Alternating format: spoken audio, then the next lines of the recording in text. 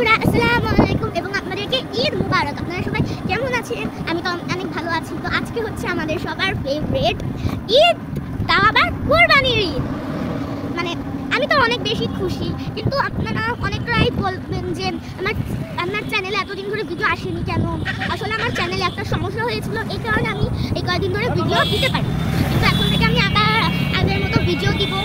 তো আচ্ছা, আমরা রোজার ঈদেও মেহেদি লাগাই হাতে, আবার কুরবানির ঈদেও। তো আপনারা দেখবেন আমার মেহেদিটা, এই যে আমার ডান হাতের মেহেদি কুরবানির ঈদ, কিন্তু লেখা কি VTS। আর বাম হাতেরটায় আমি চাট দিয়েছি, তার সাথে ল্যাম্প আর ঈদ মুবারক লিখেছি।